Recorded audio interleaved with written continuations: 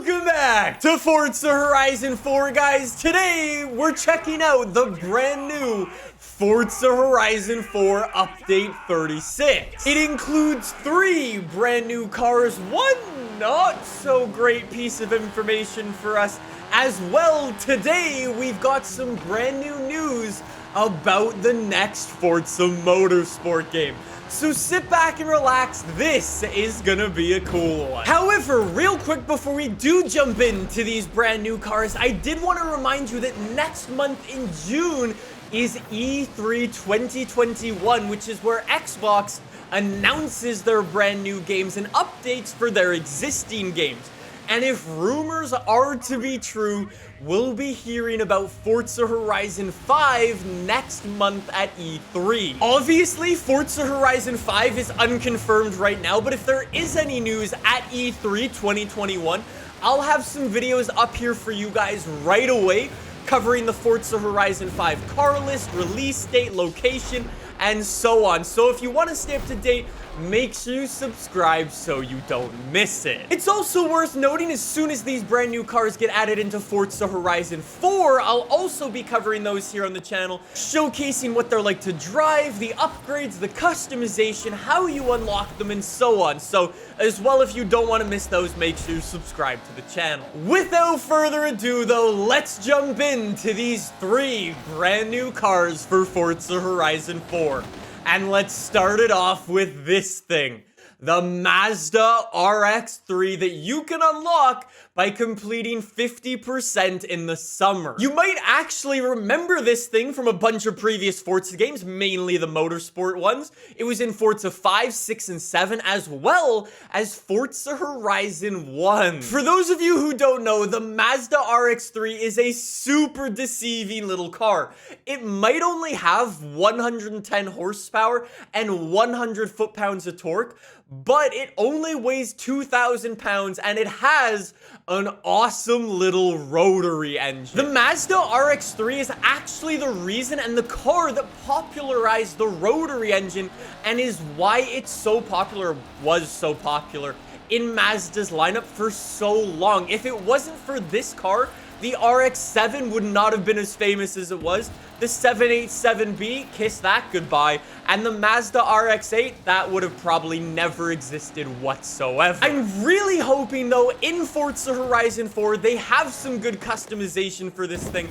I doubt there's going to be any body kits for this thing, but I'm really hoping for some really good other Mazda rotary engine swaps to just make this thing insanely fast and send it through some drift zones. Anyways, though, I think that's enough about the little Mazda RX-3. Let's move it over to this thing, the Mazda Cosmo, that you can unlock in the fall by completing an event. I promise it's not a Mazda only month. It just happens to be the first 2 cars are in fact both Mazdas. Again, you might recognize the Mazda Cosmo from some previous Forza games. For me personally, it was always one of my favorite sleeper cars in previous Horizon games because on the surface, it looks super slow and old-fashioned and nobody would be expecting it to be fast, but you would always be allowed to toss in some crazy upgrades into this thing, at least in the older games, to just make it insanely fast. Bone stock, though, the Mazda Cosmo isn't exactly fast. It has 130 horsepower,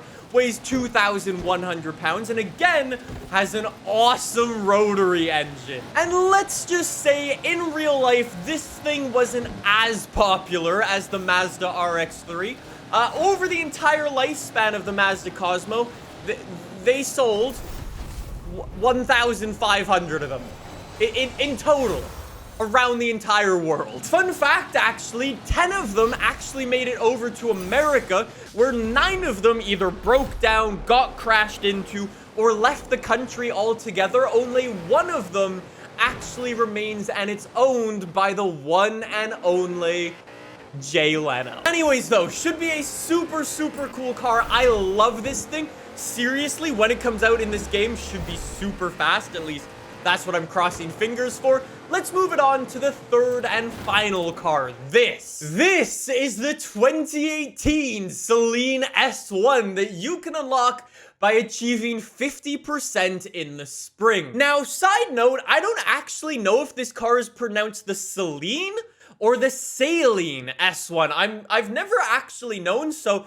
let me know in the comments down below which one you pronounce it as, number 1 or number 2. Saline, Celine, I'm not sure. Anyways though, this is a brand new car for Forza. It has never been in a game before. You might remember the Celine S7 from way back in the day. Well, this thing is the new upgraded version. Unlike the Celine S7 though, which was built for basically raw horsepower and top speed, the Celine S1 was built to handle really well and rip it through corners as quickly as possible. Therefore, as cool as this car looks, it only has 450 horsepower, 350 foot-pounds of torque, and all of it is coming from a tiny 2.5 liter 4-cylinder engine. That is insane. I can already hear the hardcore Mustang and Ford guys yelling at their screen being like, why didn't they toss a Mustang engine in it? I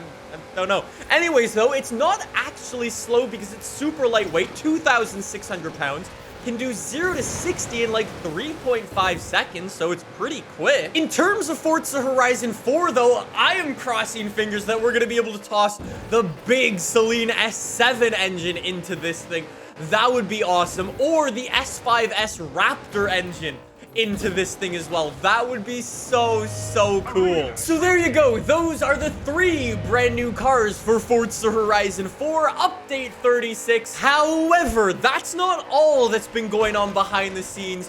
You may remember last month how I said that the Forza Horizon 4 Super 7 High Stakes was supposed to come out this month. Yeah, it was supposed to. Unfortunately, the developers have been hard at work behind the scenes fixing up the Steam version of Forza Horizon 4 because ever since that launched, it's been super buggy, and the developers have been working on fixing that instead of implementing the Super 7 High Stakes. So it's unfortunate, it sucks, we're not gonna get the Super 7 High Stakes this month.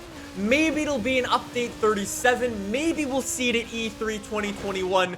We just don't know yet. Also, side note, the developers have actually said as well on their Twitter page that they're working behind the scenes on fixing up the servers for Forza Horizon 4. For example, if you've ever come out to one of my live streams where we do open lobby races with some of you guys, you may have seen that the servers haven't been the most stable things, and sometimes it can take 30 minutes to load a race. And last but not least, Forza Motorsport. I am happy to finally confirm that Forza Motorsport is getting tire compounds. Soft, medium, and hard tires. They didn't explicitly say anything about wet tires, but I would imagine those will be in there as well. For those of you who don't know, in real life, you can choose your tire compound. A soft tire is going to allow you to be super fast, but that tire isn't going to last very long, so you'll have to pit for some new ones soon. And a hard tire might not be as quick, but it'll last longer into the race, basically giving you way more strategy for each and every race. And the same thing goes for fuel management, choosing how much fuel you have in your car. You can fill up your fuel tank all the way to the max and probably finish the entire race on that, but you'll be super slow because you're weighed down by the extra weight of the fuel. Versus if you want to do the fastest hot lap you can, you put in 1 lap of fuel into your car to be as light as possible. Long story short, they are adding a bunch of new elements for strategy in the next Forza Motorsport game, and I could not be more excited. This stuff is gonna change Forza Motorsport, and I cannot wait. That is everything Forza Horizon and Forza Motorsport for this month. I hope you guys enjoyed. If you did, subscribe for more. Thank you so much for watching. I'll see you guys soon. Bye!